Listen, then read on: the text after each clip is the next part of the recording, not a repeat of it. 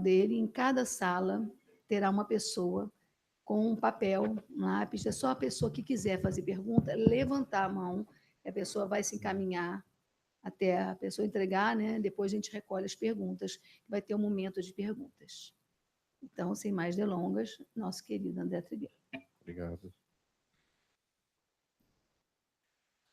Meus irmãos, boa tarde. Há uma feliz coincidência no nosso encontro hoje, quando se antecipa os festejos pelo aniversário desta casa. Nós estamos encerrando mais uma edição do Setembro Amarelo, que é um mês inteiro consagrado no calendário à reflexão sobre como precisamos falar sobre os problemas associados ao suicídio. Falar é a melhor opção. Quando a gente transforma esse assunto num tabu, a gente agrava as estatísticas e fomenta um ambiente nefasto à saúde, ao equilíbrio e à harmonia. Portanto, a comunicação, ela é fundamental e ela é estratégica para a gente evitar tragédias que têm ocorrido de uns anos para cá em diferentes faixas etárias.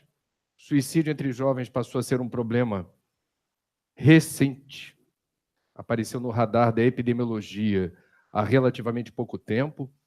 Precisamos de estudos para mapear e rastrear as causas disso. Nós temos pessoas que são portadoras de patologias de ordem mental, onde o risco suicida se eleva, mas em boa parte dos casos essas pessoas não sabem que têm esse problema, portanto não sabem que estão em situação de risco. Nós temos pessoas que não dão nenhum indicador, nenhuma pista de que estão sofrendo a ponto de repensarem a existência. Portanto, nos surpreendem quando realizam uma tentativa ou consumam um ato suicida.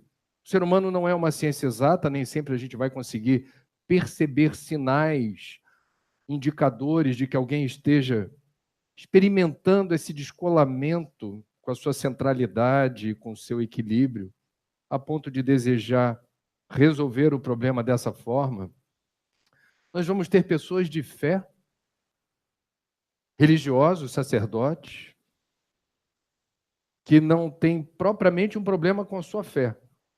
Tem um problema em relação a uma dor oculta que lhes estilhaça o coração e que as leva, por vezes, a pensar que talvez a melhor saída seja deixar esse mundo. Portanto, nós estamos aqui como comunicadores e como espíritas para reforçar o estoque de informação que eventualmente possa ser útil a quem esteja em sofrimento, e palestras desse gênero atraem muitas pessoas que estão passando por isso, ou elas próprias, ou no círculo familiar mais íntimo, ou mesmo no círculo de amizades ou de colegas de trabalho, e não sabem exatamente como proceder, o que fazer para tentar saciar essa dor, cessar essa dor. E nós vamos aqui na explanação inicial trazer algumas informações que eu espero sejam úteis. Em primeiro lugar, a gente precisa lembrar que na área da saúde pública, informação é algo absolutamente estratégico. Isso vale para qualquer doença ou morbidade, a gente precisa falar abertamente sobre, por exemplo, AIDS e doenças sexualmente transmissíveis. Como é que se evita o contágio do vírus HIV ou DSTs como sífilis, que recentemente começaram a voltar a crescer de forma preocupante, especialmente aqui no Rio de Janeiro, no estado do Rio. Então, esclarecimento. Que doenças são essas, como são contraídas e como podemos nos proteger. E, em havendo contágio, qual é o protocolo de resposta para evitar o avanço da morbidade. Isso vale para a tuberculose, que também é uma doença que já deveria ter sido erradicada, e a gente se surpreende com a incidência de tuberculose por aí, no Rio de Janeiro e no Brasil. Isso vale para doenças cardíacas ou qualquer problema no sistema circulatório. Como é que eu me previno de doenças coronarianas, etc., entupimento de artéria, cânceres? Como eu me livro do problema, se for possível. Existem cânceres que nós fabricamos. Como evitar o suicídio? E aí, o primeiro tabu que a gente vai quebrar, o mito. É falsa a tese de que uma pessoa que pensa em se matar irremediavelmente irá fazê-lo em algum momento. Falso. A ideação suicida, como se diz, quando você começa a plasmar, a arquitetar, a se descolar da ideia de que eu não tenho outra opção senão viver. Viver faz... Os meus sofrimentos são administráveis. Quando a pessoa começa a ficar acuada em relação à ideia do suicídio, não há um determinismo suicida. Eu conheci muita gente que realizou, inclusive, tentativas e hoje segue vivo, com saúde, com qualidade de vida e sem a ideação suicida. Então, se houver alguém aqui que esteja em situação limite em relação à ideação suicida, acredite, tem jeito. Existem rotas terapêuticas importantes que a gente vai compartilhar aqui que podem desarmar essa bomba relógio, que já está fazendo o tic-tac. O tic-tac é audível, principalmente nas madrugadas insones, quando você começa a ter, quase de forma obsessiva, a ideia de que as coisas não vão dar certo, que não há luz no fim do túnel, que não há esperança. Há esperança, tem jeito. As soluções existem. Não acho que deva repetir aqui estatísticas. Talvez alguns números básicos, assim, para a gente saber em que ordem de grandeza encontra-se o suicídio hoje no mundo. Estamos falando de um problema de saúde pública no Brasil e no mundo.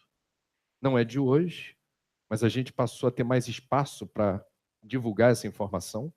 E é importante que se divulgue para a gente dar a devida importância. Aproximadamente 800 mil óbitos confirmados por ano em todo o mundo, por suicídio, que dá uma média de 2.200 casos confirmados por dia, ou um novo caso a cada 40 segundos, ou 45 segundos no mundo. Há mais casos de suicídio confirmado no mundo do que de homicídios, ou óbitos em conflitos armados e guerras no mundo.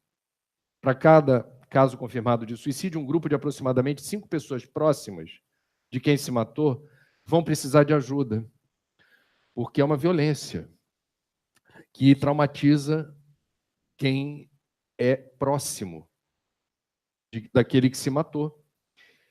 E isso é também caso de saúde pública. O caso de saúde pública não é só o suicídio, mas é o trauma que ele gera nas pessoas mais próximas, que se sentem muito castigadas por essa circunstância.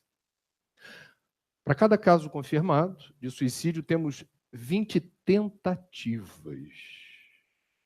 Então, numa conta grosseira, por ano, temos 16 milhões de tentativas de suicídio. E é interessante, tem uma questão de gênero. 80% dos casos confirmados são homens. Várias explicações para isso, demanda de estudos para aprofundar as causas, mas, grosso modo, nós temos, primeiro, os homens usam métodos mais violentos e efetivos. As mulheres, em média, recorrem a expedientes menos traumáticos. E temos uma questão cultural. Não é fácil para homens expressarem sentimentos. Carlinhos é um privilegiado dos artistas em geral, porque fazer arte implica em você tocar o coração das pessoas pelo sentimento, como ele tão bem fez agora há pouco. Portanto, não é compatível com o nível de excelência de um artista reprimir o sentimento.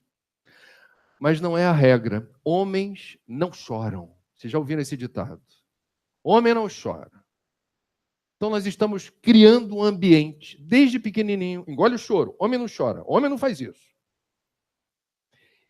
Em que a criança, o menino, vai, de alguma forma, se sentindo inibido, constrangido de manifestar sensibilidade ou sentimento. O sentimento, quando aflora, é feio.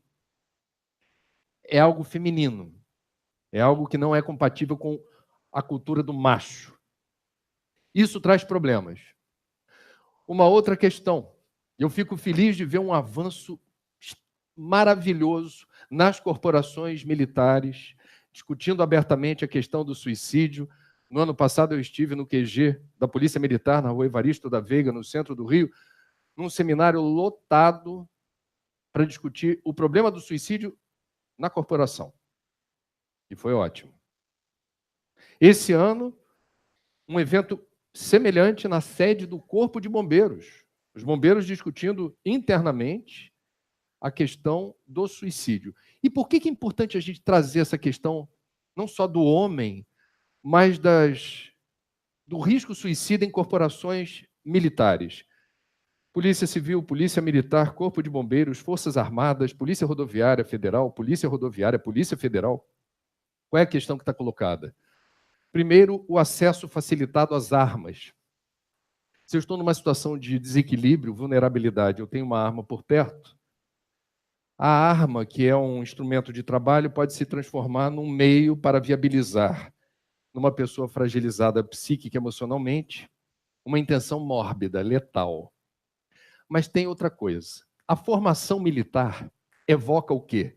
Valentia, bravura, coragem, destemor. Você está preparado para ir para a guerra, enfrentar o inimigo. Então você exalta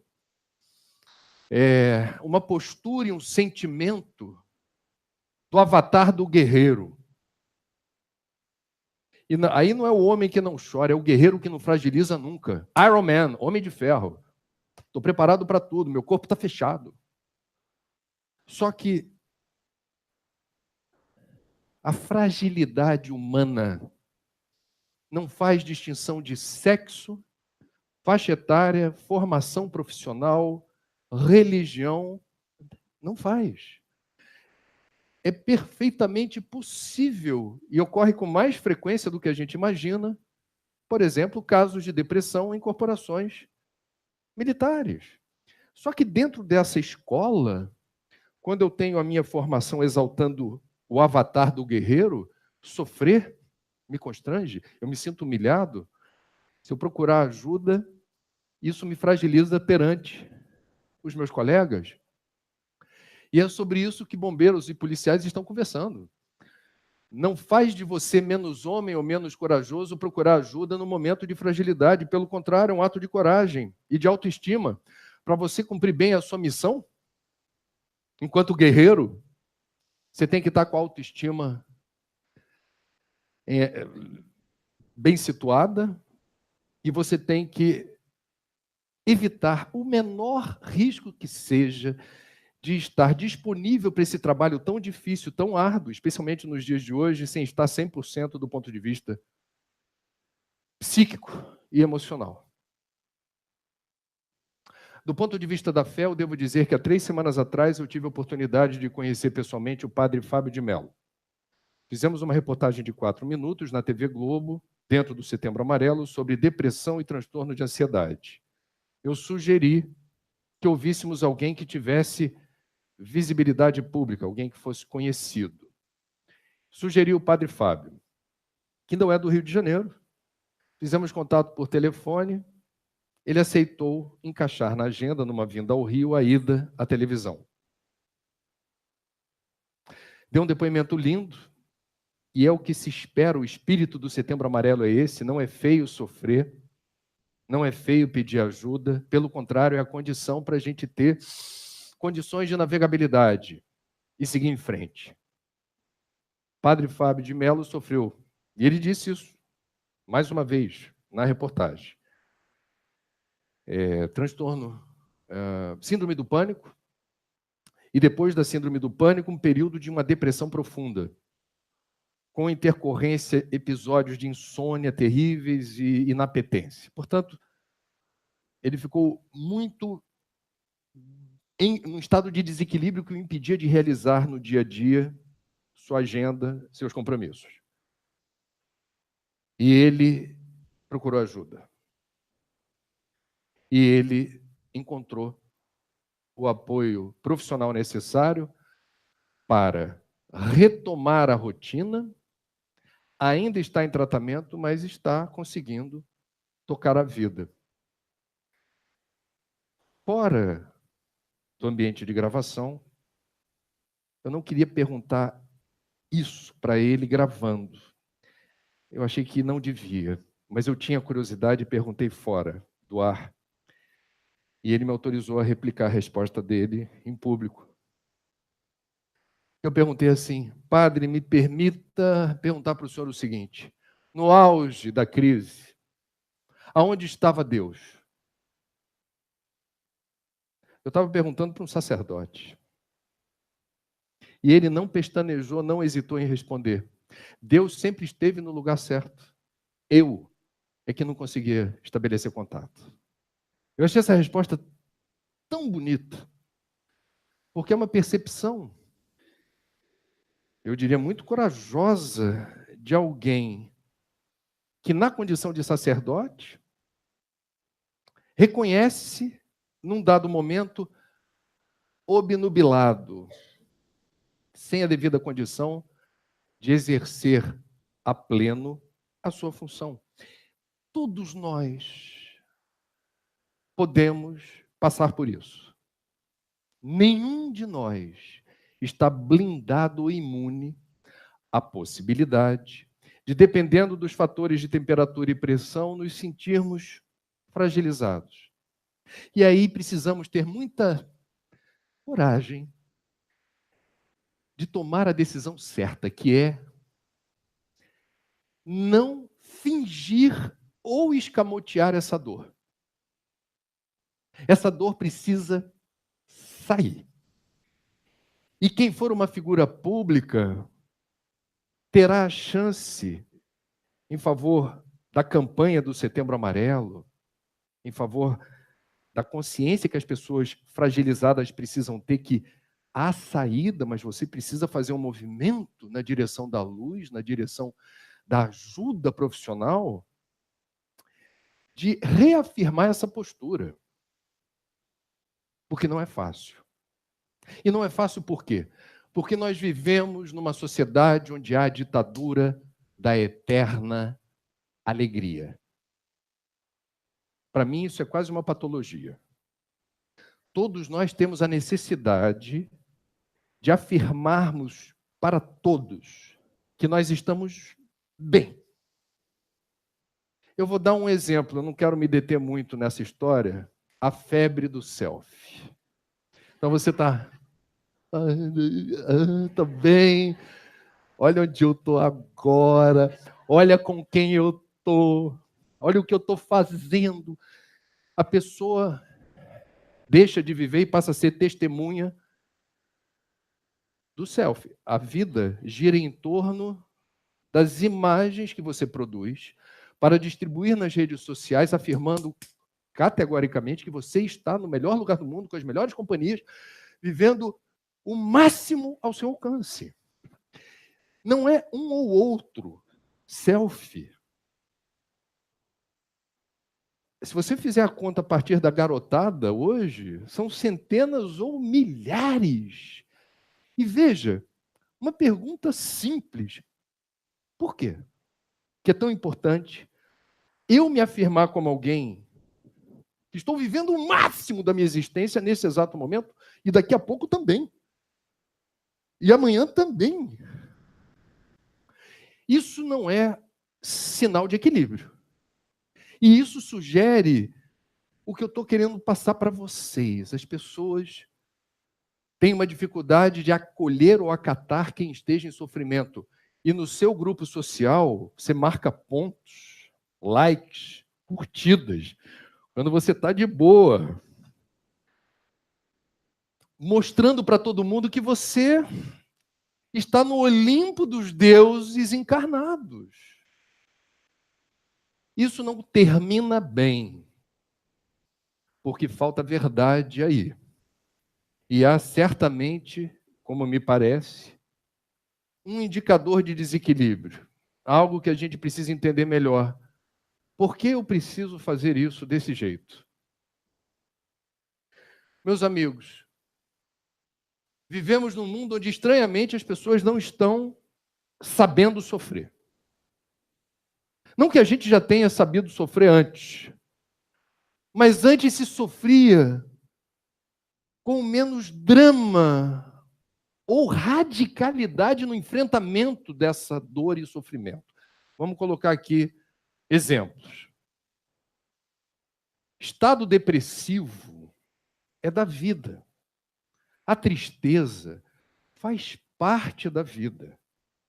Sofrimento e dor são da natureza humana desde sempre. Portanto,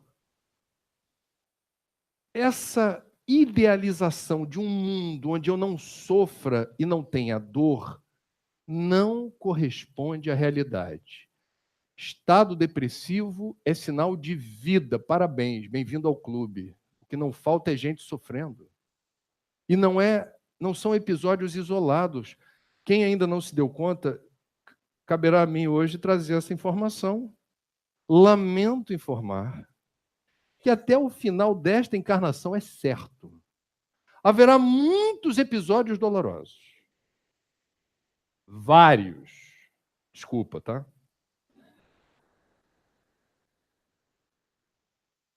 A vida seria, portanto, uma montanha russa, onde parte do tempo você está subindo no carrinho, se deleitando com a paisagem, e falando, Senhor, eu nem merecia tudo isso. Contemplar essa paisagem aqui, me sentindo de bem com a vida, no altiplano desse parque, o céu, a paisagem, a vida, sem aviso prévio, subitamente, perda de um ente querido,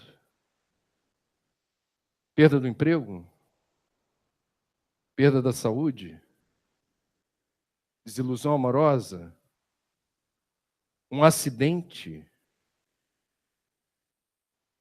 Vamos parar por aqui?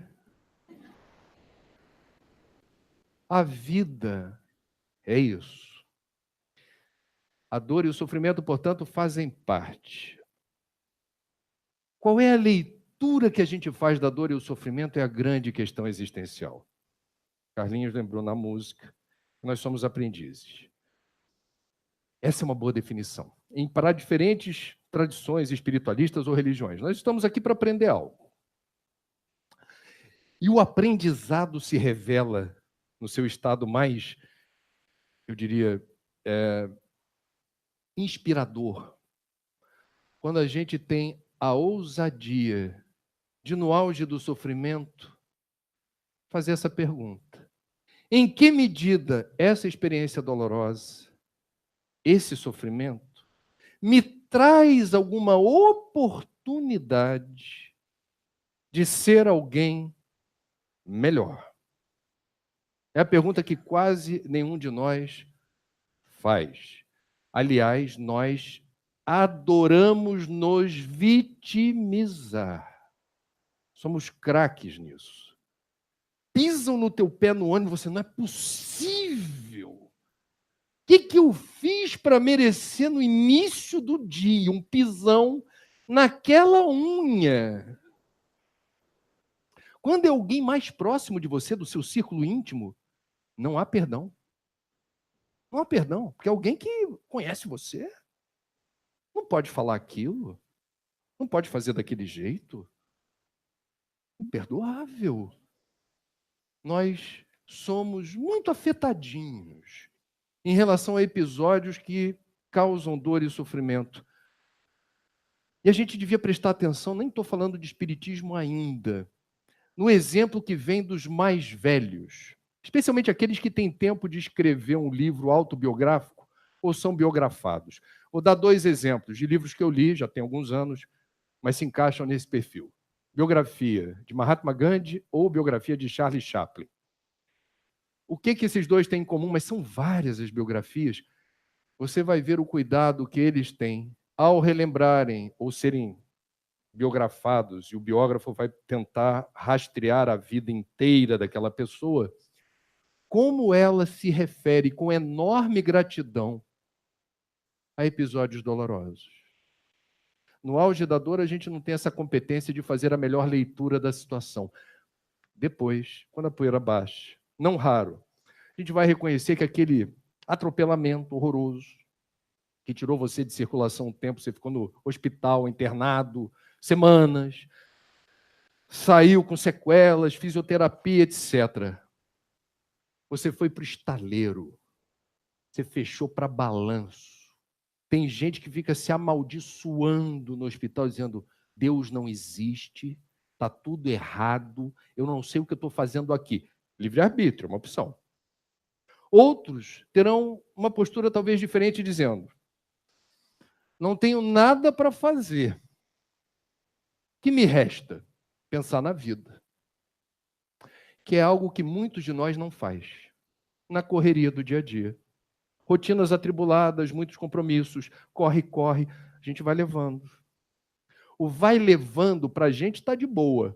Do lado de lá, nossos guias e mentores podem dizer: está levando para o lado errado. Não era bem isso que a gente combinou aqui. Portanto, esse freio de arrumação pode ser uma oportunidade benfazeja, divina, sagrada. Para quê? Para você limpar o HD, reconfigurar o software e instalar um outro programa.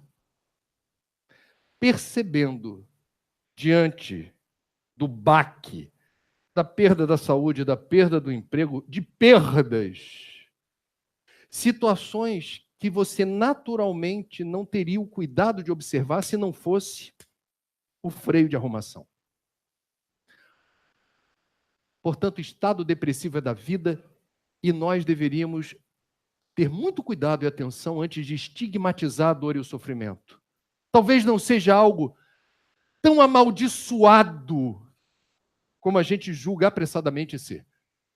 Em boa parte dos casos, episódios dolorosos ou que nos causam sofrimento trazem embutidos novas perspectivas de entendimento da vida, das coisas e das pessoas. Traduzindo para o espiritês, convites à evolução. É um convite à evolução. Para, pensa, e aí? Para, pensa, e aí? Estado depressivo da vida, depressão não. A depressão, muita gente tem e não sabe. Precisa saber o que é. Vamos começar por aí. É tristeza persistente. Tristeza é da vida, mas uma tristeza persistente, não. Depois de 10 dias ou 2 semanas de uma tristeza persistente que massacra o peito, você está se sentindo oprimido, você não está dormindo direito, você não tem vontade de levantar da cama, está tudo errado, você não tem apetite pela vida, você não vibra, não tem projeto, teu olho não brilha, não tem viço. Procura ajuda. Mas procura mesmo. Porque, muito provavelmente, já há uma interferência na bioquímica do cérebro, as sinapses cerebrais não estão funcionando da forma correta, há um delay, um retardo nos protocolos de resposta diante dos estímulos da vida, e isso atrapalha tudo. Existem diferentes níveis de depressão. O bom profissional de saúde pode ser um psiquiatra, pode ser um psicólogo. Normalmente os psiquiatras estão com esse treinamento mais aguçado para ver se é uma depressão leve, moderada ou profunda. Há uma anamnese, uma sabatina, você vai responder várias perguntas, ele vai ticando e vai vendo qual é a probabilidade de você, de fato, estar passando por uma depressão. E em se confirmando o diagnóstico, temos, portanto, a bênção de um tratamento. Isso é tão recente na história da humanidade. Na época do espiritismo não existia depressão, na codificação. Não existia a palavra depressão. A palavra, já existia a depressão, mas não, o nome e a pessoa não existia, não havia essa clareza de que no universo da melancolia ou da tristeza existia algo mais grave, que é a depressão. Década de 1930, teve-se a clareza, não, tem algo mais sério aí. A gente não vai poder chamar de tristeza ou melancolia. É outra coisa. Depressão vai exigir paciência. Não se resolve depressão tomando uma pílula como se fosse para aliviar enxaqueca ou dor de cabeça. Não é assim. Cada caso é um caso. Não existe depressão, existem depressivos. Cada depressivo tem a sua história, a sua singularidade, a sua resposta a uma terapia ou a um medicamento que eventualmente é receitado e tem a sua função de regular essa bioquímica do cérebro. Vai demandar um tempo. André, quanto tempo? Não estamos falando de depressão. Estamos falando de depressivos. É possível tomar, eu vou falar isso para animar, não é para desanimar, não. É possível que uma pessoa tome, se for o caso, antidepressivo, o resto da vida. Ah, meu Deus. Eu conheci em Brasília uma moça, me convidou para fazer lá uma palestra num tribunal, TST. Depois tinha um almoço, chegamos primeiro, ela me levou, tinha uma mesa cheia de desencarnado que o povo ainda ia chegar, né? Sentamos. Quando sentamos à mesa, eu conheci ela ali, naquele dia, a gente fez contato por telefone, ela colocou várias caixinhas de remédio sobre a mesa. Não tinha como eu não ver. Colocou na minha frente. Eu olhei, falei, processei a informação e falei, tudo bem, né? E ela, naturalmente, quando colocou, ela já criou a demanda de uma conversa em que ela falou, André, eu sei do teu trabalho na área da prevenção do suicídio, eu queria dizer que eu já tentei 3 vezes, eu tenho transtorno bipolar, intercorrência com depressão e uma outra patologia. Depois da 3ª tentativa, um psiquiatra me assumiu como paciente e me deu uma carga de medicamentos que, de fato, dissipou a ideação suicida. Se passaram 8 anos e eu, mesmo sem ter a ideação suicida, percebi que aqueles medicamentos estavam me deixando um pouco chapada, um pouco travada. E eu percebia como isso não era para mim qualidade de vida. Hesitei muito porque gosto desse profissional e confio nele, mas acabei procurando um outro profissional e relatei a ele. Eu sou muito grata ao meu psiquiatra original, mas ele não muda a carga medicamentosa com receio de que eu volte a ter ideação suicida, mas eu me percebo aquém daquilo que eu sou. E eu preciso de um profissional que realize o seguinte movimento. Eu não quero mais ter ideação suicida, mas eu não quero me sentir travada. E gostaria de saber se o senhor aceita esse desafio. Ela me contando a história e disse que esse profissional aceitou. E ela resumiu a história dizendo, esses são os medicamentos que eu venho tomando desde então, já são 3 anos. Sinto-me... E eu não percebi nada, nem por telefone, muito menos pessoalmente, qualquer pista, qualquer indicador ou sintoma daquilo que ela estava trazendo para mim, do que era o estado clínico dela. E ela disse, esse profissional conseguiu fazer com que eu tenha saúde, qualidade de vida, me sentindo melhor do ponto de vista dos efeitos dos medicamentos. Eu estou contando essa história porque ela é real.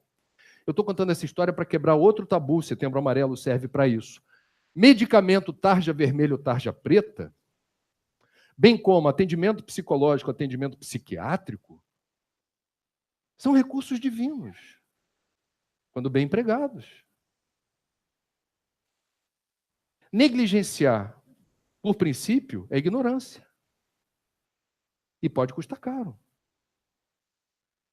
Bom, rotas terapêuticas da depressão, atendimento psiquiátrico psicológico, com eventual uso de medicação. E temos o cuidado com as energias espirituais. Isso eu falo para uma plateia que não é de espíritas. Esse Setembro Amarelo eu já tive em igreja batista, já tive em comunidade israelita, já fui falar desse assunto em terreiro de Umbanda, Então a gente tem que ter o respeito, né, pelas pessoas. Né?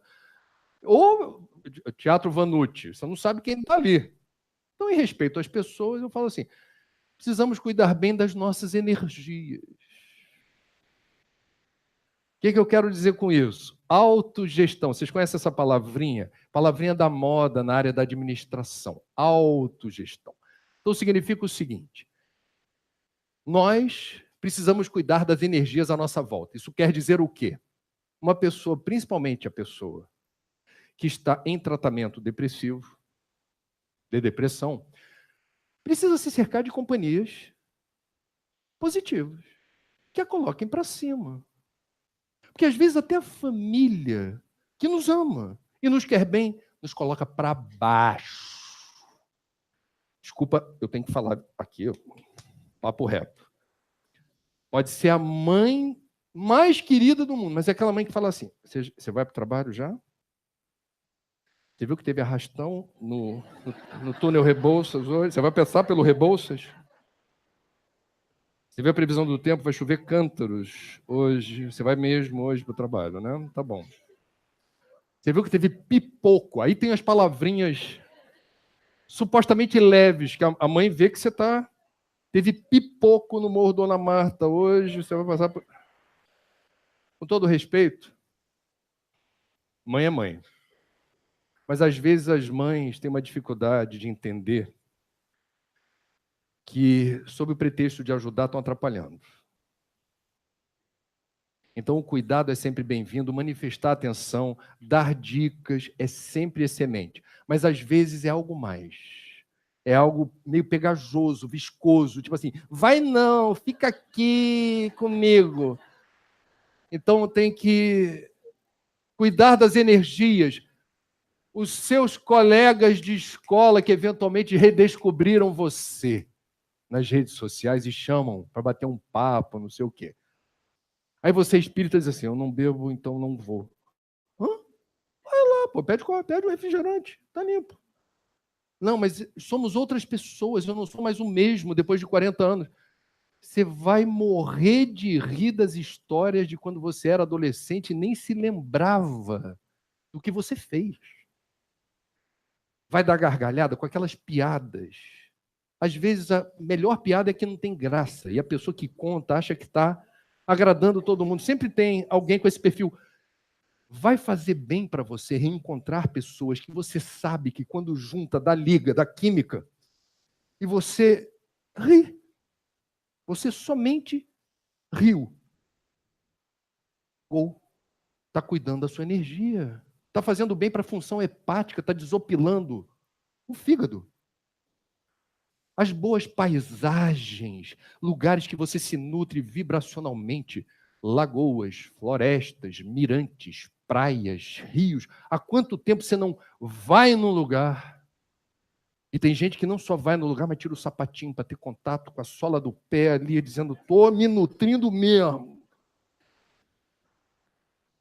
Tem que cair na água e tem que mergulhar a cabeça. Aí vai ter um eco chato ali dizendo, essa água não está muito boa, não. Ó, praia de Jurujuba, não sei não, está meio esquisito. Vai te fazer bem. Vai. Depois toma um vermífugo, qualquer coisa. Vai fazer bem para a tua alma.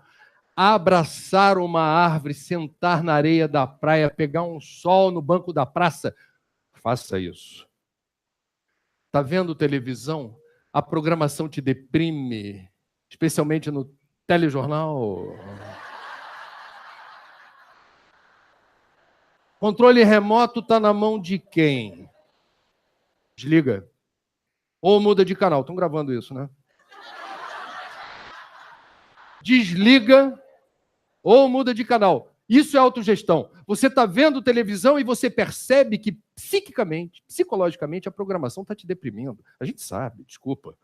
A gente não é bobo. Você está percebendo, nossa, não estou conseguindo. Não está conseguindo? Desliga! Tem gente que gosta de ver até o final e depois fica culpando a televisão. Sabe o que o teu guia e mentor vai falar? Vai dizer assim: e você, diante da constatação que aquilo te botava para baixo, fez o quê? Vocês estão percebendo que cuidar das energias, leituras edificantes, boa música.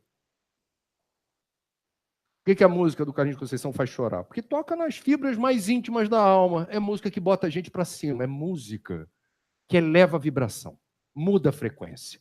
Tem música que não faz isso. Aliás, tem música que faz o oposto. E a gente tem que saber administrar isso. Agora, quando a gente está num centro espírita, principalmente que faz aniversário, não tem atalho. Fluidoterapia, passe magnético. Lavar e enxaguar a sua psicosfera com a transmissão de fluidos medicamentosos por um médium que foi treinado, eximiu-se de discussões acaloradas, alimentação pesada e até sexo com alguma antecedência para quê? Para ser um bom canal. Não que o sexo não seja bom, a comida não tenha a sua atratividade, ou que a gente seja tão vulnerável a uma discussãozinha. Um médium passista, que leva a sério a sua função, busca a qualificação vibracional para ser um bom canal. Um bom canal desses fluidos medicamentosos retirados da natureza, processados com muito amor e cuidado, e que, ao serem irradiados na sua direção, vão lavar e enxaguar a sua psicosfera, que é o teu campo eletromagnético. Isso corrobora com a medicina da Terra. Isso reforça o que está sendo feito com terapia, com eventual uso de medicamento. O passe reforça. Agora, não confundir, porque semanticamente, passe passivo. Tem gente que acha que tomar passe é sentar e fechar o zoinho. Não. Espiritismo é estudo. E a gente, quando estuda o que é o passe magnético, a gente sabe que quem recebe precisa se qualificar. Não é só o médium que tem que se qualificar para ser um bom canal. Quem recebe tem que fazer um esforço para elevar a sua vibração, para se capacitar a receber o melhor efeito, o melhor benefício da fluidoterapia. Há um livro psicografado por Chico Xavier em que André Luiz narra o que testemunhou numa igreja católica em que o sacerdote, muito inspirado, se imantou de luz. O sacerdote ficou iluminado. E André Luiz falou: meu Deus, ele fez a conexão. E na hora em que ele abençoou as hóstias para o sacramento da comunhão, ele transferiu essa luz na direção da hóstia. Fez-se a fila dos fiéis. E o padre, com a cantoria da igreja, é o corpo de Cristo. E André Luiz observou alguns fiéis absolutamente em sintonia com a homilia do padre, o que ele falou, estavam igualmente sensibilizados. E a hóstia iluminada, ao entrar na boca dessa pessoa, essa luz se irradiava por dentro. É um espetáculo. Vamos combinar que ser desencarnado e fazer visita guiada, acompanhando esses fenômenos por aí, é um luxo. André Luiz embevecido, contando, mas que espetáculo. Entretanto, a maioria dos fiéis que estava ali na condição de católico de fachada, batendo ponto na igreja, corpo de Cristo, entra a hóstia iluminada que se apaga na boca do suposto fiel.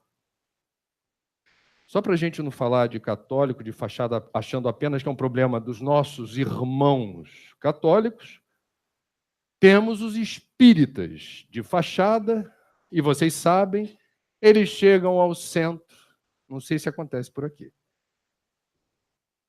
querendo resultados rápidos. Se programam, portanto, já que não tem outro jeito, para assistir palestra pública.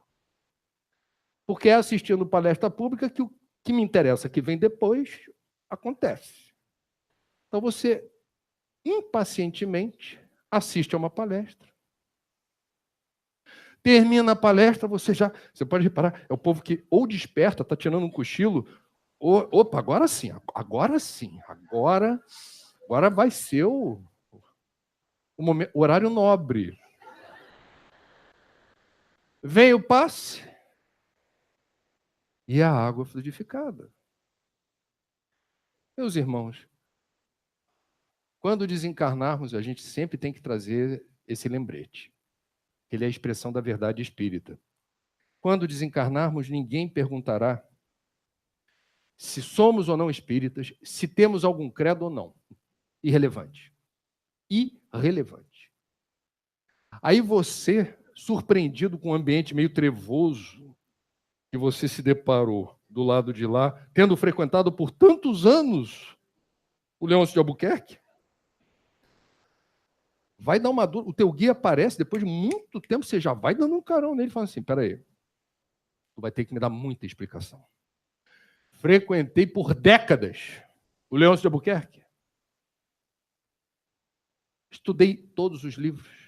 Sei recitar de cor e salteado passagens inteiras do Pentateuco kardeciano. Pode fazer qualquer pergunta da vida do Chico, Divaldo e Raul. Fui voluntário no centro. Ocupei cargos de direção.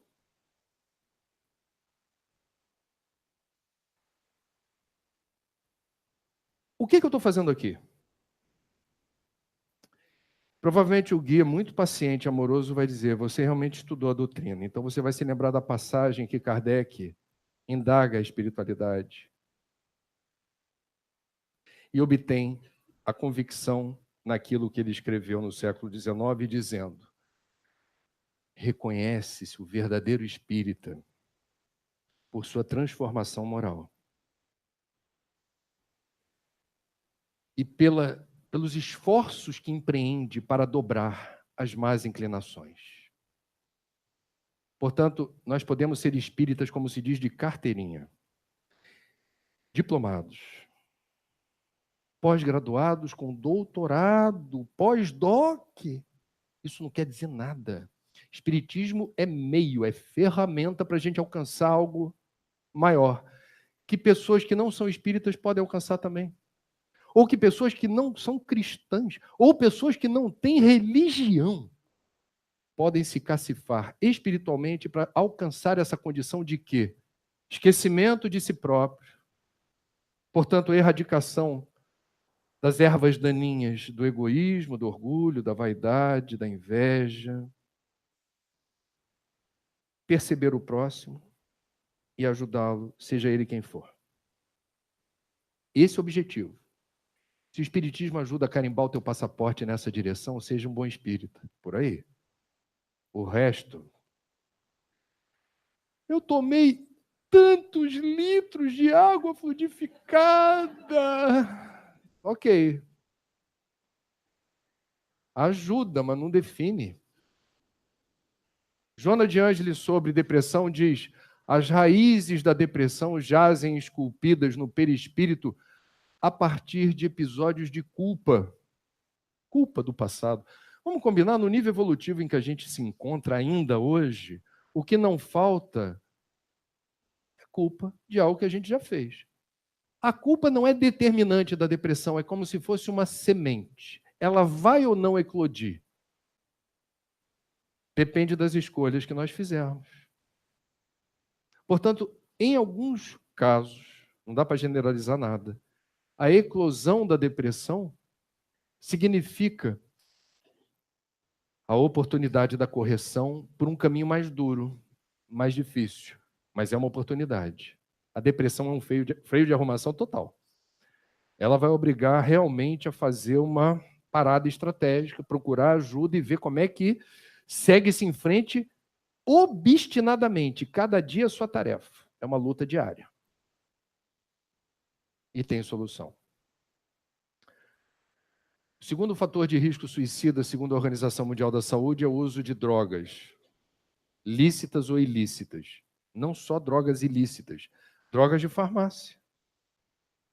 Qual é o problema da droga? Toda droga, por princípio, interfere, na verdade, no funcionamento do sistema nervoso. Toda droga tem esse poder. Interferir no funcionamento do sistema nervoso. Um cigarro só. Altera o sistema nervoso? Sim. Portanto, não importa que droga seja lícita ou ilícita, ela tem o poder de alterar o sistema nervoso. Se eu faço uso recorrente daquela droga, isso pode causar o quê? Dependência. A dependência é o X da questão. Dependência da droga significa perda do funcionamento pleno de um aplicativo que a gente tem, que é o nosso Waze espiritual. Vocês têm esse aplicativo, o Waze espiritual? Todos têm. Reencarnou, você já vem com o aplicativo instalado, de graça. É o livre-arbítrio. Agora, a navegabilidade do Waze espiritual fica prejudicada quando eu sou dependente. Por quê?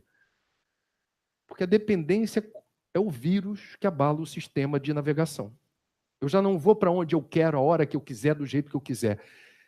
Primeiro objetivo a cada dia é mais uma dose, mais um contato com aquela droga para eu poder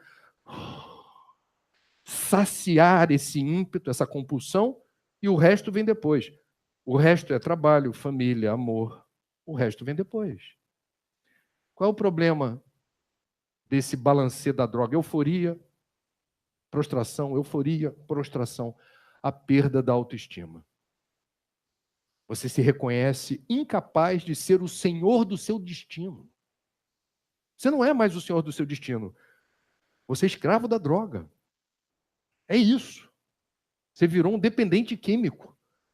Isso é terrível. Quando a pessoa se depara com essa realidade naquele estado da prostração, precisa ter força. Tem saída? Tem saída. Mas é melhor não entrar. Entra em um labirinto, é mais difícil. Quem conhece dependente químico, tem dependente químico em família, sabe do que eu estou falando. Tem jeito, mas é difícil. O crack é a droga que faz o maior número de dependentes hoje no Brasil, especialmente jovens. É uma droga barata e acessível. É um tormento que preocupa os dois lados da existência. Médicos da Terra, médicos do espaço. E a gente precisa estar ligado, assim, no alcance. E em que se transforma o usuário de crack? Né? É devastador, a dependência se dá em dias e é algo que traz sequelas terríveis para o sistema nervoso. Por que eu acho importante a gente lembrar desse problema no Brasil? Drogas lícitas vendidas em farmácia. Brasil campeão mundial de farmácia por metro quadrado. Automedicação já foi praticada alguma vez na vida por 70% dos brasileiros, de acordo com uma pesquisa que eu acessei esse ano. 70% dos brasileiros já deram um jeitinho para consumir algum medicamento sem receita. Qual é o perigo que está embutido aí? Mais uma vez, estou falando de drogas. Certos medicamentos da moda, remedinhos que causam alívio e bem-estar. A propaganda boca a boca vai elevando o coeficiente de expectativas em torno do consumo desse remedinho, ou desses remedinhos. E isso é encrenca. Eu não vou falar o nome desse medicamento fazendo propaganda. Eu vou dar um exemplo porque ele realmente é o da moda e ele pode ser uma armadilha. Alô, Clube do Rivotril. Se liga na missão. A história que eu vou contar é real, é de um colega meu, jornalista, que me autorizou a contar sem revelar o nome dele. Ele teve o cuidado de me contar em detalhes e eu vou resumir a história. Como eu, ele é cinquentão, como eu, ele começou recentemente a fazer aquela jornada cardíaca para ver se o coração está legal, então tem teste de esforço, tem um monte de coisinha que você tem que fazer.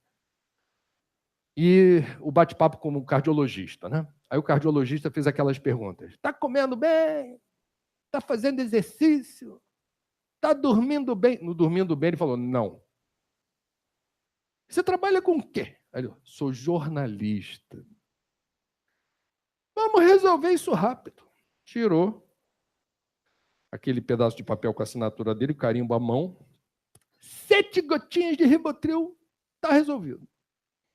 Ele seguiu à risca o que o médico falou. Eu estou reproduzindo a história. começou a dormir rápido.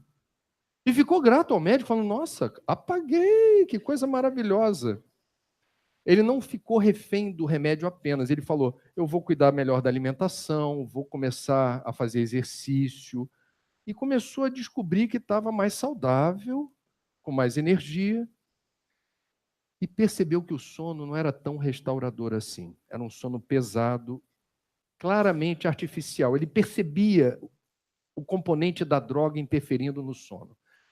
Por conta e risco, aí foi erro dele que ele admitiu, conversou com a mulher e falou assim, quer saber, eu vou parar de tomar esse troço, porque eu já estou me sentindo bem. Foi a pior coisa que ele fez. Ele potencializou inúmeros transtornos. Ele teve insônia profunda, inapetência, não conseguia trabalhar, confusão mental. Foi procurar um especialista, não um cardiologista. O especialista deu uma bronca, falou assim, como você fez isso? Você não sabe o risco que você correu. Depois de todo esse tempo tomando essas 7 gotinhas agora são o padrão do seu sistema nervoso. A gente vai ter que fazer um tratamento de desintoxicação para começar a reduzir lenta e progressivamente o nível de interferência da droga no teu organismo. Já se passaram alguns anos, ele está na fase das 3 gotinhas. É lento e é progressivo. Portanto, meus amigos, não é o caso do meu amigo que teve fogo amigo de um cardiologista que, querendo ajudar, mergulhou ele nesse precipício. Mas tem um problema em relação à automedicação chamado de medicalização da dor. O que é medicalização da dor? Essa sociedade que tem a ditadura da eterna alegria, que não sabe sofrer, ou não presta atenção nas lições da dor e do sofrimento, ou não faz as perguntas importantes, por que eu sofro? Por que eu estou sofrendo? O que está embutido nessa experiência dolorosa, como aprendizagem? Nós tentamos burlar a dor, nós tentamos driblar a dor, e isso tem um custo terrível, porque maquiar a dor é ruim do ponto de vista da medicina da Terra, pelas implicações com o sistema nervoso, e é ruim do ponto de vista do projeto de evolução espiritual. Por quê? Você está boicotando, por vezes, experiências que estavam marcadas na linha do tempo, para que você experimentasse aquilo, aprendesse com aquilo, e da próxima vez que acontecesse alguma coisa semelhante, você não sofreria do mesmo jeito. Eu vou dar um exemplo. Eu perdi meu pai em 1987. Foi muito doloroso. Perdi minha mãe há 6 anos atrás. Não vou comparar o desencarne de um e de outro, mas eu quero dizer, quando a gente começa a ter a perda dos entes queridos ocorrendo na linha do tempo, com alguma recorrência, a gente não é que sofra menos, mas a gente começa a criar uma espécie de... É um conhecimento em relação a essa dor. Ela não nos é nova. Ela nos alcança de uma forma diferente quando a gente se permitiu sofrer da primeira vez. Se eu ficasse chapado depois da morte da minha mãe, resolvesse fingir que a dor não é comigo e engata a segunda, não respeito o luto, não quero sofrer, a morte do meu pai seria devastadora. Eu não teria a chance de assimilar a dor de uma maneira diferente. Bom, nós temos, e eu espero que na fase das perguntas, a gente possa singularizar problemas em relação à recorrência de suicídio entre jovens, suicídio entre idosos. Eu vou falar muito rapidamente dessas 2 situações, e depois a gente fala de espiritismo e suicídio. Quando a gente fala sobre sociologia e suicídio, que é um tema que os psiquiatras não estudam, os psicólogos não estudam, mas eu não sou psiquiatra nem psicólogo, eu não tenho nenhum comprometimento com esse tipo de abordagem científica. Então, eu, sem nenhum pudor ou preconceito, fui entender por que o pai da sociologia, Emile Durkheim, contemporâneo de Kardec, escreveu um livro chamado O Suicídio. O que um sociólogo vai falar sobre esse assunto? Durkheim é aquele a quem se atribui a paternidade da frase O homem é produto do meio. Portanto, existem doenças sociais ou influências da sociedade nos comportamentos de cada um. Nós somos esponjas ambulantes, nós captamos tudo que ocorre à nossa volta o tempo todo. São 6h10 da tarde, hoje é sábado, de folga.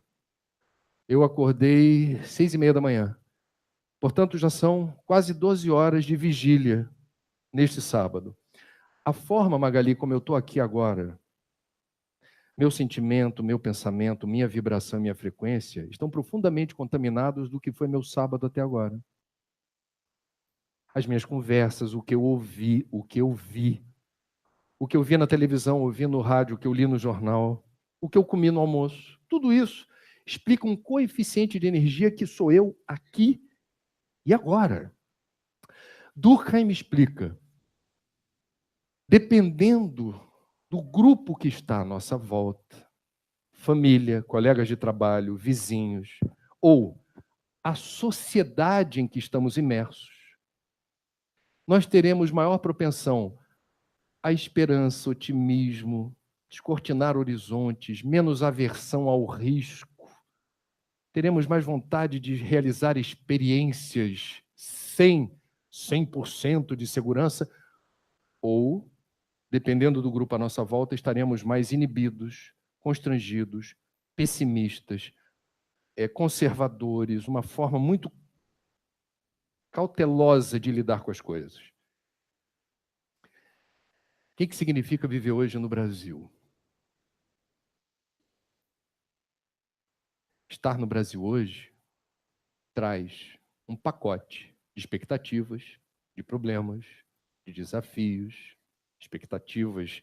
No Rio de Janeiro, o que significa estar no estado do Rio de Janeiro, na região metropolitana do Rio de Janeiro hoje? O que significa viver em Niterói, São Gonçalo, Rio de Janeiro? É diferente de viver em Berna, na Suíça, Cape Town, na África do Sul. Vocês estão entendendo? O meio em que nós estamos inseridos influencia para o bem ou para o mal quem nós somos, o que sentimos e o que pensamos. Portanto, não sou só eu. Eu não me explico sozinho, nós somos seres sociais. Sociologia é isso.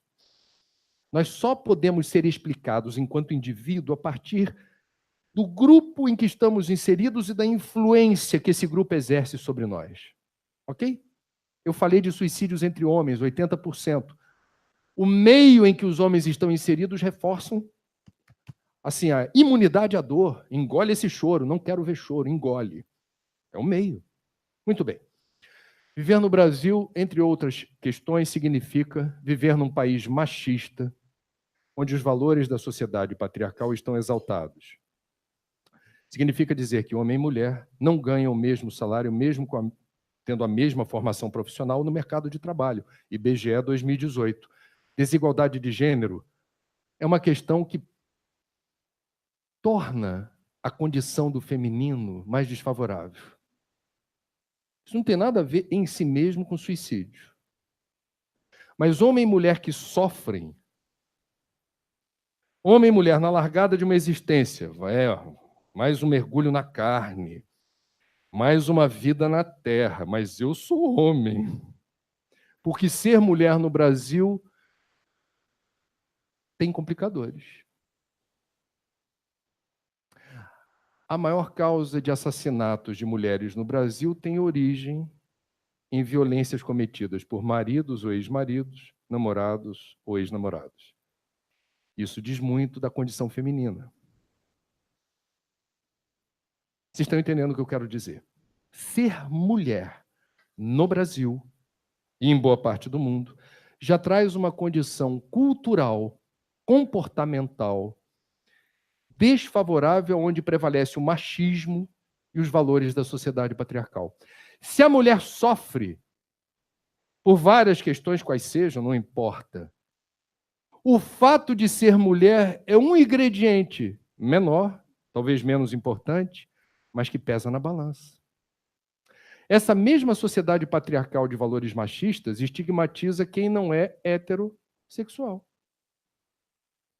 Ser gay, homossexual, ou transexual, ou bissexual, na largada da existência, a pessoa se percebe estigmatizada. Ela não é aceita pelo que ela é. Ela é estigmatizada porque parece que ela escolheu ser assim. Significa dizer que ela sofre dentro de casa, sofre na escola, sofre na rua, sofre no clube, sofre na praia, sofre na universidade, sofre no mercado de trabalho, e é algo que os especialistas falam sempre, que é uma condição importante para a gente se sentir seguro: sensação de pertencimento. Aonde eu estou, me aceitam como eu sou. Parece pouco, mas não é não. Me respeitam como eu sou. Se eu estiver usando uma camisa polo com uma cor alegre, ninguém vai chegar para mim fazendo piadinha sexista. E isso me deixa à vontade. Vocês entendem o que eu digo? Portanto, muitos suicídios são cometidos por pessoas que não se enquadram nas expectativas de orientação sexual que representa, em tese, o que seja o correto, o que seja o ético. Divaldo Franco, com seus mais de 90 anos, vindo do Nordeste, eu sou filho de paraibano, o Nordeste é outra coisa quando o assunto é desigualdade de gênero. Desculpa, eu tenho que falar. Temos uma questão do machismo. Meu pai era paraibano. Tem uma música que eu até gosto, bonitinha, que diz: Paraíba masculina, mulher macho, sim senhor. É isso, é isso. Divaldo, baiano, com seus mais de 90 anos, eu já vi Divaldo em palestra dizer: não se deve julgar a priori homossexual, bissexual, transexual como alguém, do ponto de vista ético e moral, inferior em relação a heterossexual. Cada um saberá fazer uso do seu aparelho genésico em favor da troca amorosa ou não de energias da libido. Isso é assunto de cada um. O emprego que você faz das forças sexuais da alma é assunto teu. Seja você hétero, homo, bi, trans, LGBTI. Cada vez tem uma letrinha nova que eu tenho que aprender. Isso é assunto de cada um. Isso não faz de você alguém mais promíscuo, alguém com mais chances de carimbar o passaporte do umbral, porque você não está seguindo a cartilha da heterossexualidade, que à luz do dia segue o padrão e à noite pula a cerquinha, ou aparece em outros lugares fazendo outras coisinhas. Bom, falei aqui da questão da mulher. Temos a questão dos jovens. Muitos jovens aparecem nas estatísticas de suicídio, muitos pais e professores preocupados. Precisa ser melhor estudado e rastreado por que isso está acontecendo em linhas gerais. O que a gente pode dizer é: sim, em certos casos, pode-se atribuir essa sensação de vazio que acomete o jovem, essa perturbação e essa indiferença em relação à vida, a uma dificuldade de você encontrar dentro de casa quem o acolha, preste atenção em você, o escute quando você precisa. Então, nós temos uma dificuldade, por vezes, de pais terem canais abertos de comunicação com os filhos. E canal aberto não significa só dizer: quando precisar de mim, fala aí, tô aí. Não tinha aquela propaganda? Não basta ser pai, tem que participar. Então, significa o seguinte: não fica só dizendo, se precisar de mim, fala aí, filho. Aí, ó. Não, não, não. Então, é aquela história. Não tenho todo o tempo do mundo, porque eu estou trabalhando, minha mulher está trabalhando, a gente está trabalhando, coisa e tal, mas tem o tempo dos filhos. Que tempo é esse? Como é que você emprega esse tempo? Essa é uma pergunta importante. Esse tempo nós teremos troca, teremos olho no olho, teremos perguntas do tipo: e hoje na escola como é que foi? Dependendo da fase da criança ou do adolescente, aquela resposta: vai bom. Não, não, não, não, não. Espera aí. Ontem você falou que tinha um coleguinha que estava aborrecendo você. Te lembra? Se você não quiser falar sobre isso agora, tudo bem, mas eu preciso saber como é que está essa história. Como é que estão as notas? Está tudo bem? Está gostando dos professores? Ah, tá tudo legal. Não, não, não. Qual o professor que você mais gosta? Puxa assunto. Alguém vai dizer, mas meu filho é muito arredio, ele não quer conversar. Acredite, ele está registrando as tentativas. Ele está guardando ali no arquivo que você está fazendo investimento de tempo e energia na direção. Não é da boca para fora. É assertivo. Isso conta ponto. Então, pai e mãe, atenção. Eles estão passando mais horas na internet e você não tem a menor ideia de que em lugar da nuvem, em que sites, em que lugares da rede, ele está navegando, trocando ideia, informação, imagem. Com quem? Essa é uma questão. Hoje, no jornal O Globo, mais pesquisas dizendo que a garotada que passa mais de 2 horas por dia, ou seja, quase todos, não é possível, freneticamente na internet, a probabilidade, algumas pesquisas estão mostrando, de ter transtorno de atenção, de déficit de atenção e problemas de aprendizagem é enorme, porque é um problema. Muitos jovens com insônia, porque estão até antes de dormir, ali vendo freneticamente se tem alguém ali acontecendo alguma coisa. E aqueles que acordam de madrugada estão em sintonia para saber assim, será que alguém postou alguma coisa de madrugada, coisa e tal? É complicado, é complicado. Então, administrar isso não é impor, não é dedo em rixo, não é proibir, é conversa.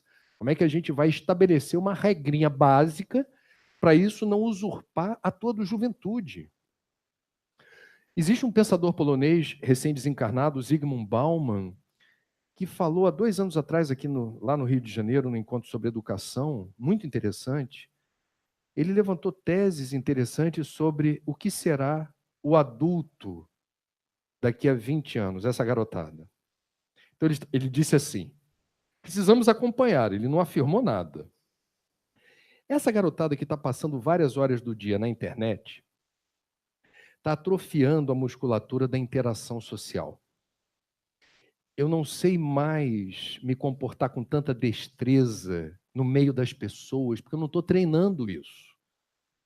Eu estou craque aqui. E aqui, se tem alguém chato, eu... Tchau. Às vezes com requinte de crueldade. 3, 2, 1, tchau. No mundo real, alguém chato não tem botãozinho para apertar. Você vai ter que aprender, e é a vida que vai ensinar, quando te ofendem, quando te magoam, quando te causam desapontamento, como é que você se vira? Porque não tem botãozinho para apertar. Você não tem controle daquele espaço aéreo. Você controla a tua rede. O mundo real, ele não está sujeito a esse controle. Como é que vai ser daqui a algum tempo? O trânsito, o trâmite no mundo real dessa garotada? É uma pergunta. A outra, muito interessante, que ele compartilhou essa impressão, é a seguinte. Essa garotada, ela aparentemente parece muito mais impaciente. Tudo tem que ser muito rápido. Para ela tem que se resolver rapidinho. Ela não consegue prestar atenção numa aula inteira. Se o pai ou a mãe quer ter uma conversa que demande mais tempo, por vezes o garoto está lá, vai bocejar, não pode, fica lá querendo ver rede social, ele não consegue focar. Muito tempo é problema. Se o professor pede para ler um livro, não! O Bauman observa o seguinte, essa garotada que está passando 7, 8, 9 horas por dia na internet, se tem uma boa banda larga, um Wi-Fi bombando, tudo é rápido e instantâneo. Né? Quero baixar o clipe do Carlinhos. É para ontem. 3 segundos. Já acessei o site, baixei a música. Quero ver Netflix. Fui. Rápido. Vou me comunicar com meu coleguinha aqui. Eu nem escrevo, não preciso escrever. Emoji, carinha. Foi, rápido. Códigos. Reinventei vocabulário. Desculpa, os coroas não sabem nada, aqui é tudo a jato, é na velocidade da luz, pô. Eu estou em outra. Qual é o problema de você ajustar? Presta atenção, Bauman teve uma sacada. Se eu passo muito tempo no hiperespaço, na velocidade da luz, aterriço no mundo real e tenho uma decepção amorosa, minha namorada. Primeira namorada. Primeira dor de cotovelo a gente nunca esquece.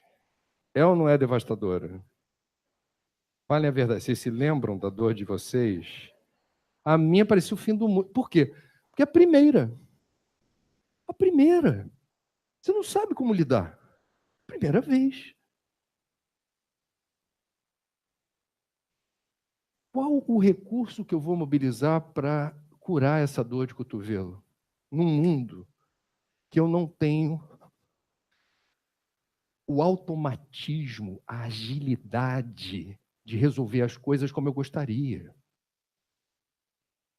Como é que eu resolvo decepção, desapontamento, mágoa, desilusão no mundo real? Vindo do hiperespaço na velocidade da luz. Aí a gente vai começar a compreender, o Bauman não falou de suicídio de jovens, mas a gente faz a ponte. O povo que estuda ciência psicológica, ciência psiquiátrica, fala de impulsividade como fator de risco suicida. O que é impulsividade? Estou sofrendo. Como é que eu resolvo? Não sei. Não tem solução? Não, não é que não tem solução. Espera mais algum tempo. Espera 1 hora, conta até 10. Espera amanhã. Vai passar, daqui a pouco passa. Daqui a pouco é uma eternidade. Impulsividade é, me estrepei, estou sofrendo, partiu o mundo. Fui. Então, há casos de suicídio absolutamente surpreendentes entre pessoas muito jovens que parecem não ter os rudimentos mínimos da paciência, da mínima resignação. Não esperam. Não sabem contar até 10. E aqui eu vou abrir um parêntese. Saindo da questão etária, pessoas que são dadas a explosões de cólera, ataques de raiva, mudam a frequência absurdamente e entram naquilo que Joana de Ângeles chama de estado de insanidade. Cuidado, porque a impulsividade também se manifesta aí. Eu começo a socar a parede, quebrar a garrafa, a pessoa não se reconhece. Se estiverem filmando e depois mostrarem para ela, olha você aqui no auge do seu ataque de cólera, a pessoa não se reconhece. Ela não se reconhece. Pessoas que estão suscetíveis a esses rompantes podem, eventualmente, abrir de tal maneira o flanco, porque você entrou numa sintonia que teu guia mentor não chega. Você está numa vibe, uma frequência que está longe daquilo que teu guia mentor poderia chegar, perto e interceder. Mas você abriu o flanco para outras forças. Então não é só uma questão do desequilíbrio interno. Pela lei de sintonia, você abriu a guarda. Se é que me entende. Ok? Portanto, cuidar do equilíbrio, da harmonia, da serenidade, da paciência, investir nessa direção, são movimentos em favor dessa resiliência que a gente precisa ter. Não é ser blindado à dor e ao sofrimento. Resiliência, o que é? Eu sofro um baque, eu tenho um impacto, mas eu consigo me reconstituir ou me reconfigurar daqui a pouco. Meus irmãos, o que diz o Espiritismo sobre suicídio? Nós temos o privilégio de acessarmos uma doutrina que, mais do que qualquer outra religião ou corrente filosófica, é pródiga em nos oferecer detalhes, pormenores, da realidade do suicida no plano espiritual. É impressionante. É impressionante. São detalhes, vários, inúmeros, e que convergem todas essas religiões e tradições com o espiritismo, no sentido de que cada um explicando o seu Deus, se tem ou não reencarnação, se Jesus é um mestre ou não é, quem é, mas todas as grandes religiões e tradições espirituais afirmam que o suicídio, em nenhuma hipótese, representa alívio ou solução para os problemas.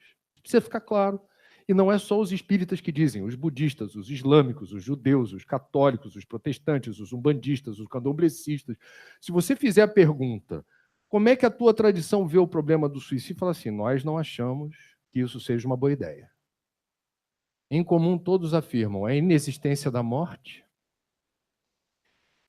e a complicação causada pelo autoextermínio. Primeira decepção do suicida, de acordo com a doutrina espírita, é descobrir-se vivo, a morte não existe, você colapsou o corpo. E a partir do momento que se constata a morte do corpo, o suicida não morre, ele está ali. Ele começa a perceber como a dor causada pelo autoextermínio a terceiros, familiares, amigos, colegas de trabalho e vizinhos, à medida que essas pessoas que te querem bem sofrem, esse sofrimento é irradiado e alcança o suicida. Para nós, o pensamento sempre tem força e direção. Não é que você queira projetar na direção do suicida a tua dor. Isso naturalmente acontece. Quando a gente pensa na pessoa, o pensamento já foi em direção a ela. O suicida, portanto, já estava numa situação difícil. A dor causada pelo ato do autoextermínio reverbera contra ele, pela dor que você causou a terceiros. Segundo problema, muito bem explicado por Dona Ivone Pereira, no livro Memórias de um Suicida. Não é tão simples se livrar dos despojos carnais. Ué, mas o corpo não morreu? Morreu, mas tu está vivo.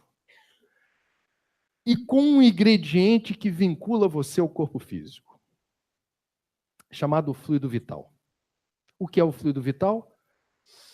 Todos nós, ao reencarnarmos, temos um estoque de combustível que haverá de determinar o vínculo do espírito com o corpo. É ele que determina que as sensações do corpo sejam transmitidas para o espírito e vice-versa. O que acontece quando eu tenho a definição do estoque de fluido vital? Ele determina quanto tempo de vida eu vou ter na Terra. Por exemplo, eu tenho 52 anos. Vamos supor que eu viva 130. É uma coisa legal. Mas 130, ó, inteirão. 130, então vem com o estoque de fluido vital aqui. Ninguém reencarna para se matar. Não está no mapa kármico de ninguém se matar. Não há um determinismo suicida. André, mas na minha família, meu avô, meu pai, minha mãe... Desculpa, vou repetir. Ninguém reencarna para se matar. Então significa que a vida é para ser vivida até o fim. E quem determina o fim? Não somos nós. Esse é um aprendizado. O final do passeio na montanha-russa, quem define é a administração do parque. Então a gente está ali. Qual é o problema, então, do vínculo ao corpo? Se eu precipito o meu retorno à pátria espiritual, na prática, eu estou rasgando um contrato. Deus não avaliza o suicídio, mas respeita o livre-arbítrio. O livre-arbítrio é soberano. Vou repetir porque é importante. Que Deus é esse que estabeleceu leis que regem a vida, o universo, que não favorecem o suicida? Por que Deus permite o suicídio? Porque evolução é mérito pessoal intransferível. Cada um de nós precisa conquistar a evolução. A evolução não é dada. A evolução é conquistada. E o suicídio é resultado do livre-arbítrio. André, mas e os obsessores? O obsessor não se mata por você. Ele te apoquenta, ele sugere, ele pode influenciar, ele pode vergastar você. E ele tem autorização para isso. Porque ninguém tem um obsessor de graça, por acaso. De repente tem um obsessor que ficou em mim aqui colado. O obsessor te reencontrou. E você pode não se lembrar por quê, mas ele não esqueceu a razão pela qual há um vínculo entre você e ele. Então, suicídio é livre-arbítrio em ação. Nem toda pessoa acometida de depressão severa se mata. Aliás, menos de 5% das pessoas com depressão severa realizam tentativas. Você pode dizer, se matou porque tinha depressão? Falso. A maioria absoluta dos depressivos nem tentativa realiza. Se matou porque era esquizofrênico, se matou porque tinha transtorno bipolar, se matou porque bebeu. Assim, se matou porque escolheu. Acometido aqui ou ali de singularidades, questões pontuais, mas foi uma escolha.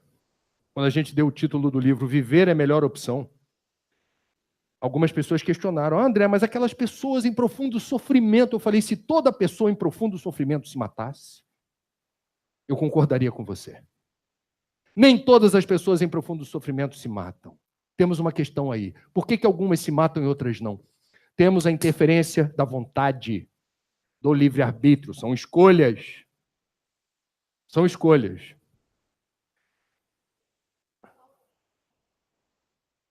Quem se considera sem opção está escolhendo um caminho em que ele se coloca. Então a gente precisa ter cuidado com certas coisas que viram mito, viram crendice. Eu não consigo me desvincular do corpo, porque ao rasgar o contrato e precipitar o retorno à pátria espiritual, há um estoque residual de fluido vital. Alguém vai dizer, e daí? E daí que ele continua determinando a ligação do espírito com o corpo, ainda que seja um corpo morto. Portanto, não é assim, bom, agora fui. Não, não fui. Ainda não dá para ir, se é que me entende.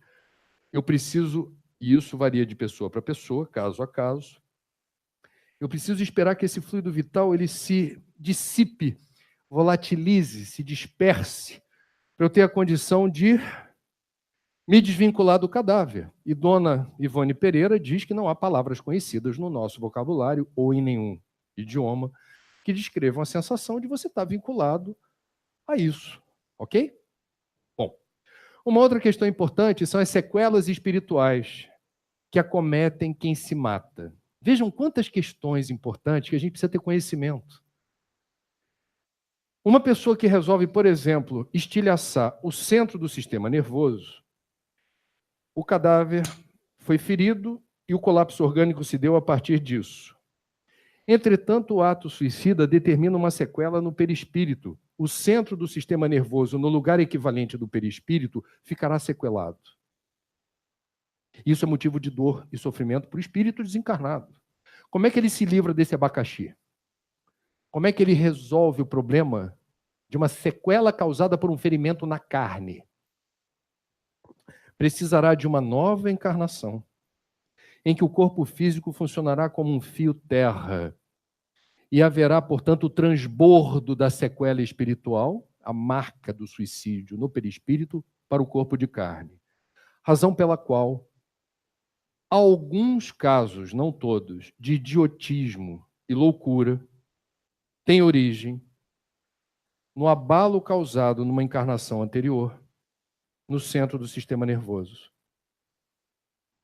Pessoas que têm graves problemas respiratórios não associados a cigarro. São problemas congênitos, problemas inatos. Podem ter, não é sempre, em alguns casos, esse problema grave, uma enfisema terrível, associada a uma morte causada por afogamento em águas salgadas do mar, doce de rio, saturou os alvéolos pulmonares de água, colapsou o corpo. Ficou a sequela espiritual. Como é que eu resolvo esse problema? Retirando, removendo do perispírito a sequela, encarnação futura, o transbordo desse problema para o corpo físico. Problema respiratório. Ou inalação de gás, mesma coisa. Certos casos, isso é curioso, uma determinada vértebra tem operário, a gente vê isso vez por outra, em noticiário. O camarada cai do 8º andar, bate num galho de árvore, cai no chão. Fraturou o tornozelo. Aí o ditado popular diz assim, não era a hora dele, né? Não era a hora dele. Existem outros casos que também causam perplexidade, que é uma pessoa sentada numa cadeira dessas, como vocês estão, caiu, fraturou uma vértebra, ficou tetraplégico. Aí alguém vai dizer, mas como? Foi um tombo tão simples, inocente. No Espiritismo, a gente poderá entender que uma pessoa, numa encarnação anterior que tenha se enforcado, quebrou o pescoço, uma T4 da vida, aquela vértebra fraturada e que determinou a morte, fica vulnerável. Não é castigo de Deus, é lei de causa e efeito. Ninguém reencarna para se matar, a gente está aqui para viver. E a gente é senhor ou senhora do nosso destino.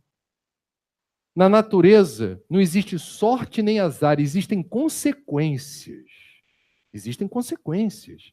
E a gente precisa ter informação para fazer as escolhas mais inteligentes em nosso favor.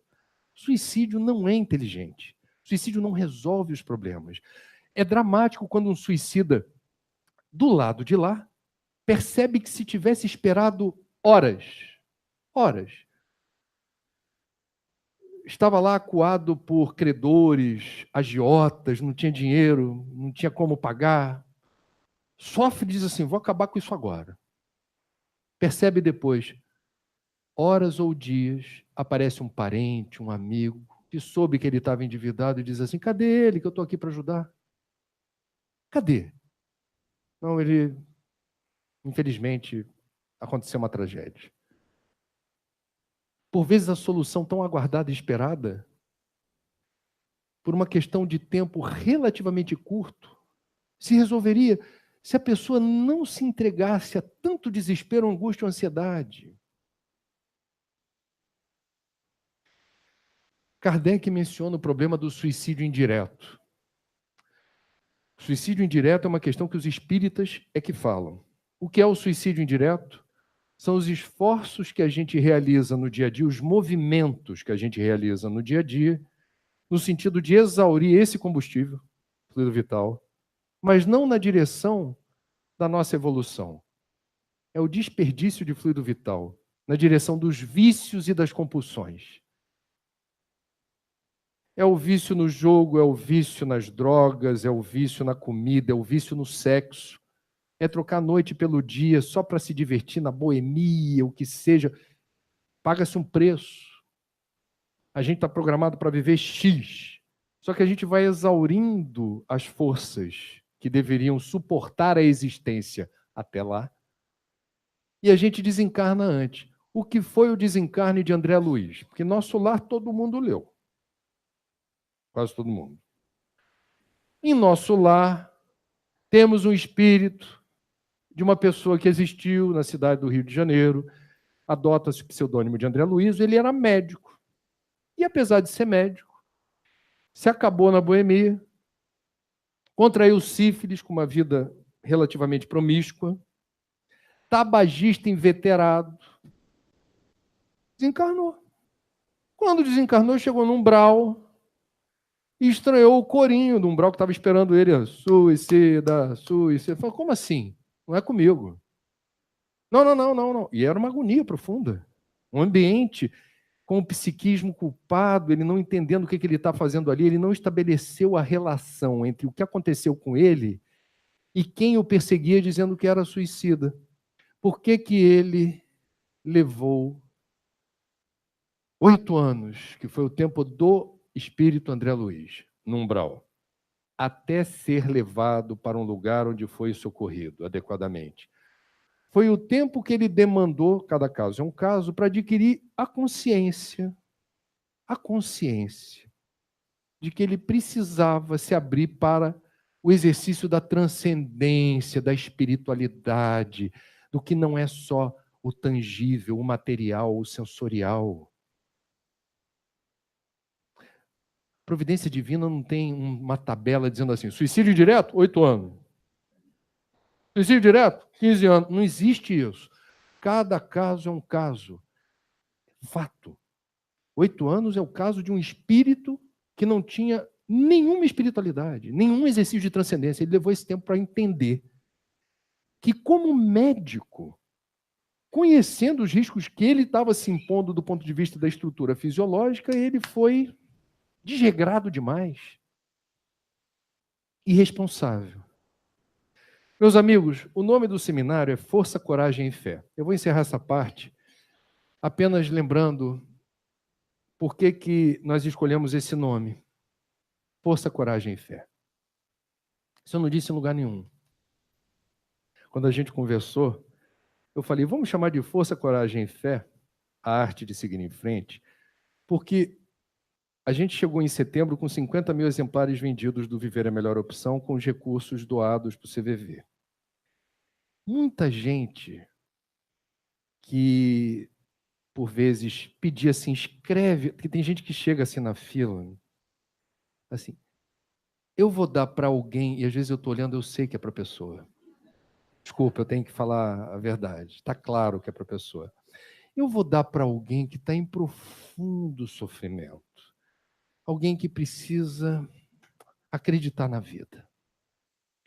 E eu acho que isso me foi soprado, mas há muito tempo atrás, são 3 palavrinhas que me dão alento. São 3 palavrinhas mágicas para mim. Vocês não precisam ter essa percepção. Eu estou compartilhando algo que é importante para mim. Força, coragem e fé. Força. Porque o universo não é estático. O universo está em movimento o tempo todo. O universo microscópico, das menores partículas que existem, subatômicas, ou o universo cósmico dos asteroides e planetas em órbitas siderais. O universo é movimento. Você olha para uma parede, você imagina que ela está paradinha, estática, não. Se você aplicar ali uma leitura de o que ocorre no universo subatômico, partícula e onda, é uma coisa frenética. O movimento ocorre a partir de uma energia, uma força. Portanto, a gente precisa descobrir a força que a gente tem. Todos nós somos dotados de uma força que nós não imaginamos. Mestre Jesus foi claro.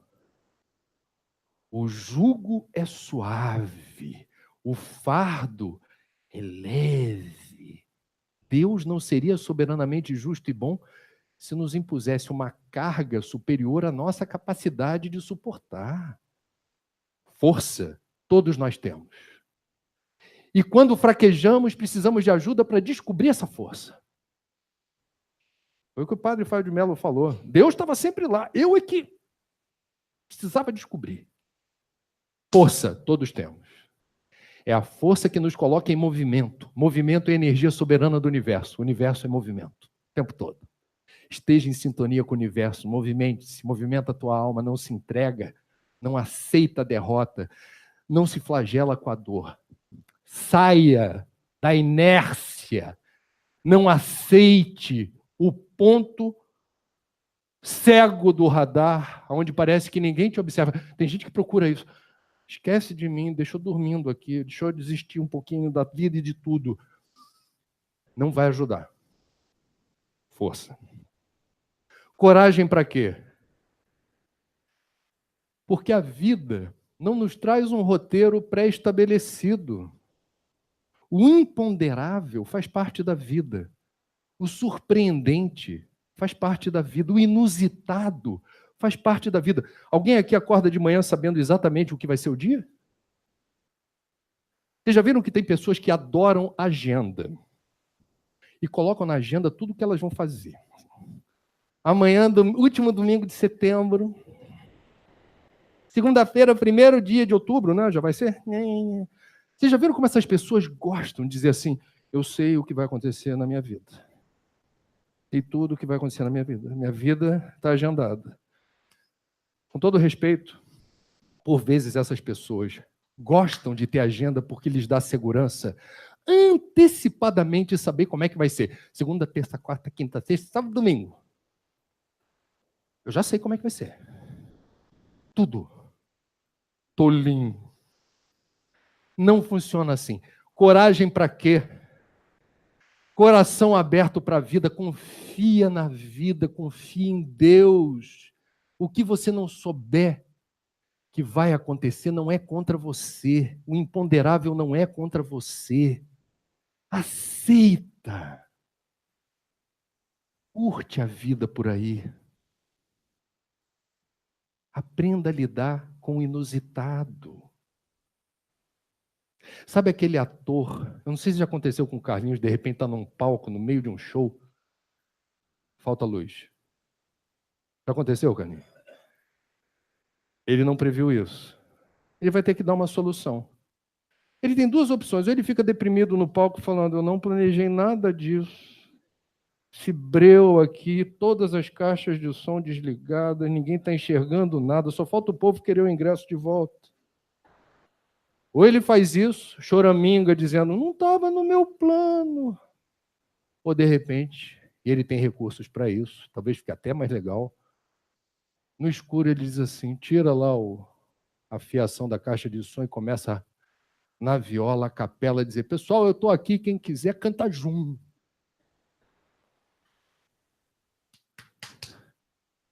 Coragem. Eu vou usar uma palavra que brasileiro adora, eu adoro o Brasil. De se reinventar. O que mais tem por aí hoje é gente se reinventando. Ah, eu não planejei, eu me formei, não estou empregado, não sei o que eu faço. Eu entendo isso. Acabou? Não tem recursos para fazer algo diferente? Para buscar uma outra rota, um outro caminho? Visando um outro objetivo? Por que a gente é tão quadradinho? Todo mundo no seu quadrado. Eu sou jornalista. Aí o outro diz, sou músico. Outra, sou psicólogo. Reparem como a vida pede da gente outros roteiros, outros personagens, outros papéis. Aí o que você faz quando a vida sugere assim, faz uma outra coisa, aí você, não, mas eu não sei fazer isso. Alguém nasce sabendo? A vida surpreende. Vocês acham que há 19 anos atrás eu imaginava que fosse, durante 19 anos, fazer palestra sobre suicídio? Vocês acham que eu acho esse assunto lá atrás? Eu falo, palestra sobre suicídio. Eu? Essa é outra história, isso é assunto para outra palestra. Mas é curioso. Eu não procurei esse assunto me procurou. Um outro personagem. O André, que é jornalista também. O André, que faz palestra sobre prevenção do suicídio. Aceitei o desafio. Estou aqui. Força, porque o universo é movimento. Coragem, aceite o mistério, o imponderável, o inusitado, o imprevisto. Isso pode ser bom. Divirta-se. Ria. Eu acho um barato. Às vezes a gente entra em cada cilada no carro de reportagem. Você está próximo de sair do expediente. Agora tu vai lá para Japeri que o bicho está pegando. Aí você, mas eu não gosto de fazer violência. Sinto muito, você é o cara do horário. Mas o horário acaba daqui a 5 minutos. Sinto muito, só você que está aí. Bom, resumir. Está gravando isso, né? Vamos para Japeri. O povo que está comigo no carro de reportagem está borocochô, que está todo mundo para sair também. Sobrou para a gente. Aí começam os palavrões.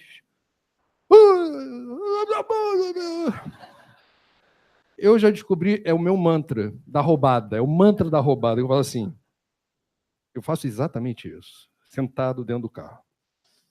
Obrigado, Senhor, por me testares tão bem. Aí o povo sempre acha graça, porque acha que eu estou blefando. Eu não estou blefando, não. É papo reto com o Criador. Assim, obrigado, Senhor, obrigado por me testares tão bem. A gente pode brincar com as roubadas da vida. A gente pode rir dos fracassos da gente. Falar assim, não deu certo. Isso aí é assim mesmo. É da vida, fazer o quê? Não é a primeira vez que acontece isso, não. Mas você pode brincar. Força, coragem, fé. Fé é a gente entrar numa via que você não se programou para entrar, que você não sabe onde vai dar, mas que você sabe que é por ali que você tem que ir. É a certeza de que você não sabe onde vai dar esse caminho. Você às vezes até diz, mas será que eu estou fazendo a coisa certa? Acredita, confia, entrega e agradece. É por ali que você tem que ir. Não faça as perguntas que você não teria dificuldade em dar as respostas. Você sente que aquele é o caminho. Você construiu a convicção de aquilo é o certo. Então faça.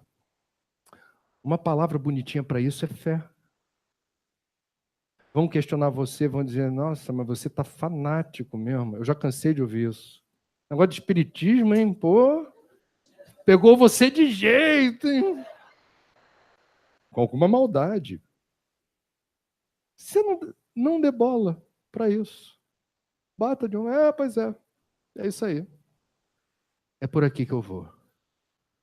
Para mim, o grande poeta da espiritualidade, da MPB do Brasil, chama-se Gilberto Gil. Tem músicas maravilhosas. Se eu quiser falar com Deus, é uma delas. Assim, é um canto da fé elevado à quinta potência. Composta por um homem que perdeu o filho baterista, o Pedro Gil. Foi no enterro do Pedro Gil com um semblante leve, agradecendo a Deus pelo período que pôde conviver com o filho. Eu não esqueço a entrevista que o Gil deu no funeral do filho. Morto num acidente de carro na Lagoa Rodrigo de Freitas. Baterista. Eu agradeço a Deus pelo tempo que eu pude conviver com ele. Que ele esteja em melhor situação. É difícil para um pai dizer isso com o semblante leve que o Gil fez transparecer. Pois o Gil tem uma musiquinha linda, cujo refrão, a letra, fala da pertinência da vida, aonde estamos, com quem estamos e do jeito em que nos encontramos. Que essa música pode ser lembrada mentalmente por nós toda vez que a gente, por invigilância, por distração, falar mal do Brasil, falar mal da violência de Niterói, de São Gonçalo do Rio, falar mal em tom de maledicência ou queixume. O melhor lugar do mundo é aqui e agora.